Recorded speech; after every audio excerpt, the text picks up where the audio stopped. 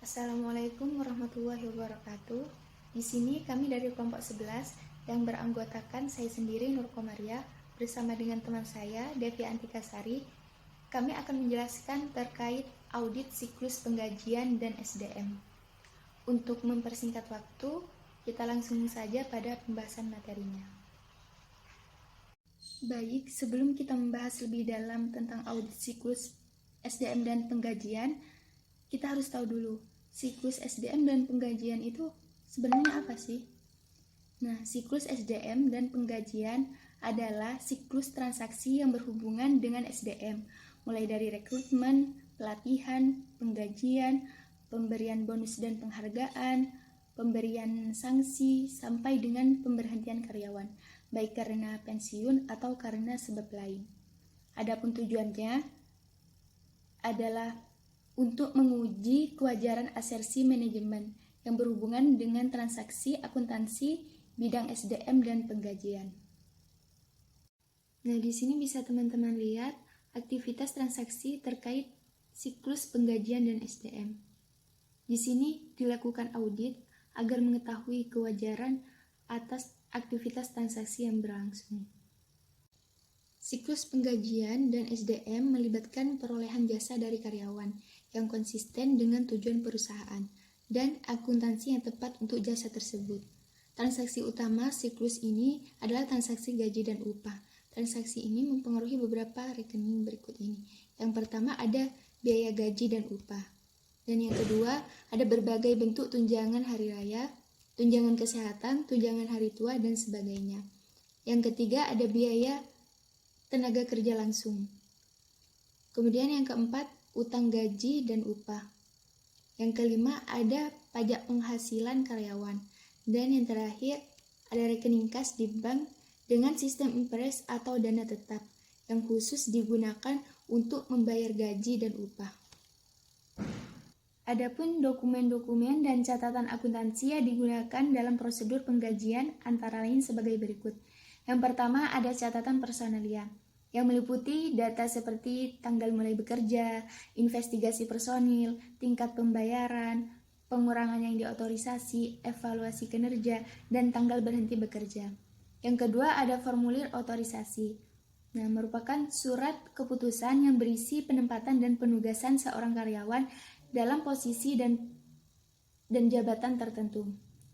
Yang ketiga ada pencatatan waktu dan persiapan penggajian, merupakan hal yang penting dalam audit penggajian karena mempengaruhi secara langsung beban penggajian dalam setiap periode. Yang keempat ada kartu waktu. Nah, kartu waktu di sini merupakan dokumen yang mengidentifikasi waktu per jam karyawan, mulai dari berhenti bekerja setiap hari serta jumlah jam kerja karyawan. Kartu waktu ini dapat berupa formulir kertas atau elektronik dan biasanya diserahkan setiap minggu. Kemudian yang kelima ada tiket waktu pekerjaan. Tiket waktu pekerjaan adalah formulir yang menunjukkan pekerjaan mana yang dikerjakan karyawan selama periode waktu tertentu. Kemudian selanjutnya file transaksi penggajian.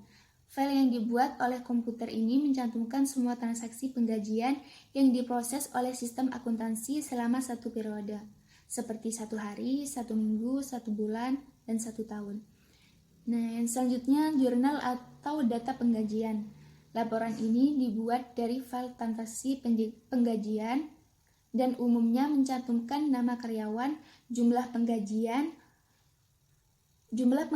kotor dan bersih, jumlah pemotongan, serta klasifikasi akun atau klasifikasi transaksi. Nah, selanjutnya file induk penggajian. File ini merupakan file komputer yang digunakan untuk mencatat transaksi penggajian bagi setiap karyawan dan mempertahankan total upah karyawan yang dibayar selama 1 tahun tersebut hingga tanggal saat ini. Nah, catatan setiap karyawan mencantumkan pembayaran kotor selama setiap periode penggajian, pengurangan dan pembayaran kotor, pembayaran bersih, nomor cek, dan tanggal file induk ini diperbarui dari file transaksi penggajian. Nah, total penggajian setiap karyawan dalam file induk sama dengan saldo penggajian kotor dalam berbagai akun buku besar umum. Kemudian yang selanjutnya cek gaji. Cek gaji ditulis untuk selanjutnya diserahkan kepada karyawan sebagai pertukaran atas jasa yang dilaksanakannya. Kemudian rekonsiliasi rekening bank penggajian. Rekonsiliasi bank independen merupakan hal yang penting bagi semua akun kas, termasuk penggajian, untuk menemukan kesalahan atau kecurangan. Akun penggajian impress adalah akun penggajian yang terpisah dalam saldo bernilai kecil dipertahankan. Jumlah setiap gaji bersih yang ditransfer berdasarkan cek atau transfer dana elektronik dari akun umum ke akun impress segera sebelum distribusi penggajian. Formulir W2, formulir yang dikirim ke setiap karyawan yang mengikhtisarkan penghasilan karyawan selama tahun kalender, termasuk pembayaran kotor, pemotongan pajak penghasilan, dan pemotongan jaminan sosial. Yang terakhir ada SPT pajak penghasilan. Nah, formulir yang diserahkan ke unit pemerintah lokal, negara bagian, dan federal untuk menunjukkan pembayaran pajak yang dipotong dan pajak perusahaan. Fungsi personalia melibatkan aktivitas bagian-bagian lain yang berkaitan dengan pemberian kompensasi kepada seorang karyawan perusahaan. Kerjasama di antara berbagai bagian tersebut menunjukkan fungsi tertentu yang antara lain. Yang pertama, fungsi penerimaan karyawan baru. Nah, fungsi inilah yang bertugas untuk menentukan layak atau tidaknya seseorang diterima sebagai karyawan baru di perusahaan. Kemudian yang kedua, fungsi pengotorisasi pengubahan gaji dan upah. Fungsi ini dipegang oleh Departemen Personalia, supervisor karyawan atau atasan karyawan. Supervisor karyawan atau atasan karyawan tersebut dapat mengusulkan perubahan tarif gaji dan upah atau kenaikan jabatan. Yang ketiga ada fungsi pelaksana absensi dan data waktu kerja. Nah, fungsi ini sangat penting dalam audit gaji dan upah karena secara langsung mempengaruhi biaya gaji dan upah serta periode. Selanjutnya ada fungsi pelaksana gaji dan aktivitas pengendalian. Nah, aktivitas pengendalian yang relevan dengan audit atas transaksi penggajian dan pengupahan dapat digolongkan menjadi beberapa kebijakan dan prosedur yang berkaitan dengan yang pertama, review kinerja. Aktivitas pengendalian ini mencakup review atas kinerja sesungguhnya dari transaksi yang berkaitan dengan penggajian dan pengupahan periode sebelumnya. Yang kedua, pengolahan informasi. Dua pengelompokan untuk aktivitas pengendalian jenis ini adalah pengendalian umum dan pengendalian aplikasi. Pengendalian umum ini terkait dengan pengendalian atas operasional dari transaksi penggajian dan pengupahan, pengembangan dan pemeliharaan sistem aplikasi. Pengendalian aplikasi berlaku untuk pengolahan aplikasi secara individual untuk masing-masing transaksi tersebut. Yang ketiga ada pengendalian fisik. Untuk mengendalikan penggunaan uang yang tidak seharusnya dan biaya tenaga kerja yang tidak diotorisasi, manajemen harus menentukan kebijakan untuk membatasi akses ke personil dan catatan gaji. Kemudian yang terakhir, pemisahan tugas.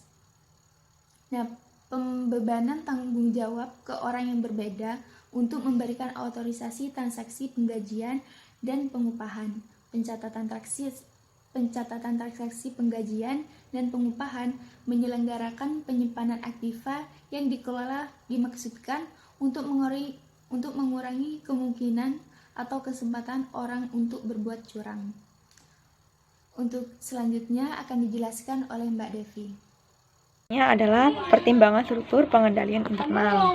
Ada 4. Yang pertama, lingkungan pengendalian, yaitu lingkungan pengendalian meliputi beberapa faktor pengendalian, yaitu pertanggungjawaban urusan karyawan ada pada Direktur Hubungan Intelektual atau Personalia. Kemudian metode pengendalian manajemen termasuk penggunaan bias standar dan anggaran serta perhitungan varian, adanya internal auditor, praktek dan kebijakan ketenagakerjaan. Yang kedua, penaksiran risiko. Sebagai unsur dari perhitungan risiko, manajemen harus mempertimbangkan risiko yang telah dibahas pada uraian tentang risiko bawaan dan perencanaan pengendalian di atas. Yang ketiga, informasi dan komunikasi. Dalam pemahaman sistem akuntansi, akuntan harus kompeten dalam menggunakan komputer, karena transaksi gaji dan upah biasanya pertama kali diterapkan dalam komputerisasi. Dan yang terakhir adalah pemantauan, yaitu pengendalian dan pemantauan yang dilakukan manajemen dalam siklus personal yang mencakup umpan balik dari para karyawan. Misalnya informasi mengenai data karyawan itu sendiri yang nantinya terkait erat dengan proses penentuan tunjangan tentunya. Penentuan risiko pengendalian. Proses penentuan risiko pengendalian meliputi identifikasi salah saji potensial, pengendalian yang perlu, dan tes pengendalian. Dalam menentukan risiko pengendalian, auditor perlu menyadari bahwa salah saji gaji dan upah dapat disebabkan karena kesalahan yang tidak disengaja maupun dimanipulasi. Auditor perlu memperhatikan adanya risiko overstatement gaji dan upah. Risiko understatement dapat dikatakan sangat kecil karena tenaga kerja akan mengklaim apabila gajinya dibayar dalam jumlah lebih kecil dari semestinya. Risiko overstatement meliputi pembayaran tenaga kerja fiktif, pembayaran tidak fiktif tapi karyawan yang bersangkutan tidak bekerja, dan pembayaran melebihi tarif.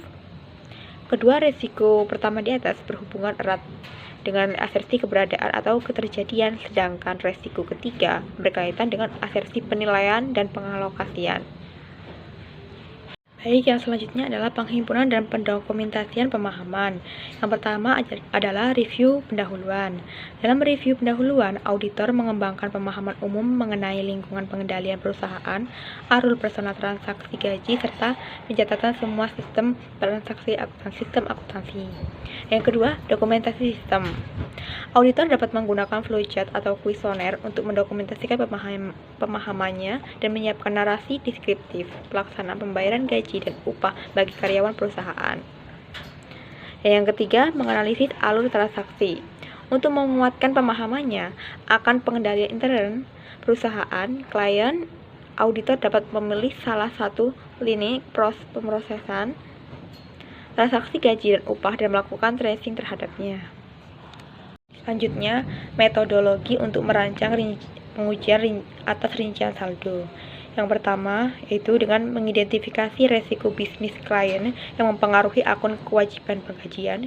Yang kedua, menetapkan salah saji yang dapat ditoleransi dan menilai resiko intern untuk akun kewajiban penggajian. Yang ketiga, menilai resiko pengendalian untuk siklus penggajian dan personalia. Dan yang keempat, merancang dan melaksanakan pengujian pengendalian serta pengujian substansi atas transaksi untuk siklus penggajian dan personalia. Dan yang terakhir adalah merancang dan melaksanakan prosedur analitik untuk akun kewajiban penggajian. Selanjutnya adalah pengendalian kunci bagi siklus penggajian dan personalia untuk menilai risiko pengendalian. Yang pertama adalah pemisahan tugas yang memadai. Pemisahan tugas merupakan hal yang penting dalam siklus penggajian dan personalia, terutama untuk mencegah pembayaran berlebihan dan pembayaran kepada karyawan yang tidak ada atau fiktif. Fungsi penggajian harus tetap independen dari Departemen Sumber Daya Manusia yang mengendalikan aktivitas penggajian kunci, seperti menghapus dan menambah karyawan. Pemrosesan penggajian harus terpisah dari penyimpanan cek gaji yang telah ditandatangani. Yang kedua, otorisasi yang tepat. Hanya Departemen Sumber Daya Manusia yang boleh mengotorisasi untuk menambah dan menghapus karyawan dari daftar penggajian atau mengubah tingkat upah dan potongan. Jumlah jam kerja setiap karyawan, terutama lembur, harus diotorisasi oleh bagian personalia. Persetujuan dapat dibubuhkan pada semua waktu atau dilakukan atas dasar pengecualian, hanya untuk jam lembur saja. Yang ketiga, dokumen dan catatan yang memadai. Dokumen dan catatan yang memadai tergantung pada sifat sistem pengkajian. Kartu waktu dan catatan diperlukan untuk karyawan per jam atau paruh waktu. Untuk karyawan yang dibayar berdasarkan tingkat potongan atau sistem intensif lainnya, diperlukan catatan yang berbeda. Bagi banyak perusahaan, catatan waktu harus memadai untuk mengakumulasi biaya penggajian menurut pekerja atau penugasan. Selanjutnya, yang keempat, penggajian fisik terhadap aktiva dan catatan. Akses Cek gaji yang belum ditandatangani harus dibatasi.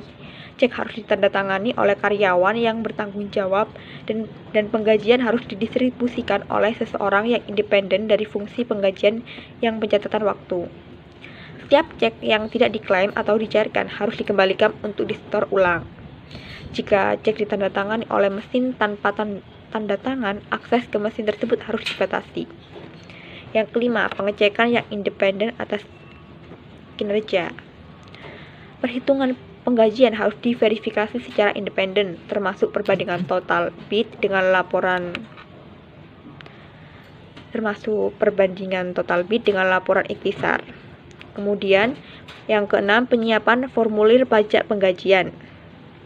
Sebagai bagian dari pemahaman atas pengendalian intern, auditor harus mereview pengisian dari setidaknya salah satu jenis formulir pajak penggajian yang merupakan tanggung jawab klien.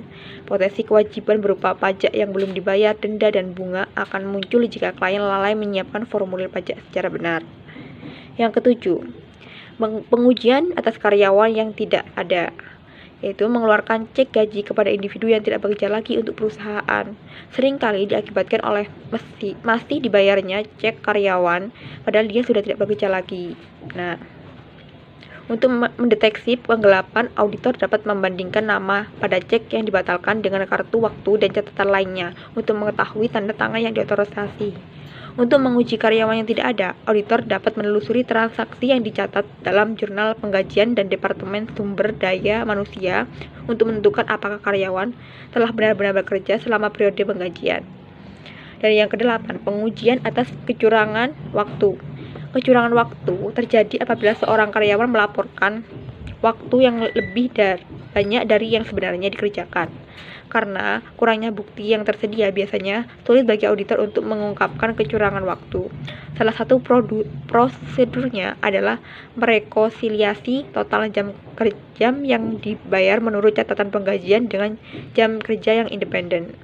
Akan tetapi biasanya jauh lebih mudah bagi klien untuk mencegah jenis penipuan ini dengan pengendalian yang memadai ketimbang bagi auditor yang mendeteksinya. Selanjutnya, teknik audit yang disarankan. Yang pertama, yaitu dengan verifikasi kecermatan penyajian berbagai saldo, daftar, dan buku pembantu. Yang kedua, menerapkan prosedur analitikal. Yang ketiga, melakukan inspeksi prosedur perhitungan daftar gaji dan hutang. Yang keempat, hitung kembali dan lakukan pengujian terhadap daftar gaji dan upah. Dan yang kelima, bandingkan penyajian statement dengan GAAP. Selanjutnya adalah penggunaan prosedur analitik merupakan hal yang penting dalam siklus penggajian dan personalia, seperti pada setiap siklus lainnya. Salah saji yang mungkin terjadi yaitu yang pertama, salah saji akun beban penggajian. Prosedur analitiknya adalah membandingkan saldo akun beban penggajian dengan tahun-tahun sebelumnya, disesuaikan dengan kenaikan tingkat upah atas dan kenaikan volume. Yang kedua, salah saji tenaga kerja langsung dan persediaan, yaitu prosedur analitik yaitu dengan membandingkan tenaga kerja langsung sebagai presentasi dari penjualan dengan tahun-tahun sebelumnya. Yang ketiga, salah saji beban komisi dan kewajiban komisi, yaitu dengan membandingkan beban komisi sebagai presentasi dari penjualan dengan tahun-tahun sebelumnya. Yang keempat, salah saji beban pajak penggajian dan kewajiban pajak penggajian, yaitu dengan membandingkan beban pajak penggajian sebagai presentasi dari gaji dan upah dengan tahun-tahun sebelumnya, disesuaikan dengan perubahan tarif pajak. Dan yang terakhir adalah salah saji pajak penggajian akrual dan beban pajak penggajian, yaitu prosedur analitiknya membandingkan akun pajak penggajian akrual dengan tahun-tahun sebelumnya. Selanjutnya berikut ini adalah akun-akun kewajiban yang utama dalam siklus penggajian dan personalia. Yaitu apa saja akunnya? Yaitu yang pertama, jumlah potongan dari gaji karyawan. Yang kedua, gaji dan upah akrual. Yang ketiga, komisi akrual. Yang keempat, bonus akrual. Yang kelima, pembayaran cuti. Yang keenam, pajak penggajian akrual. Yang ketujuh, pengujian atas rincian saldo untuk akun beban.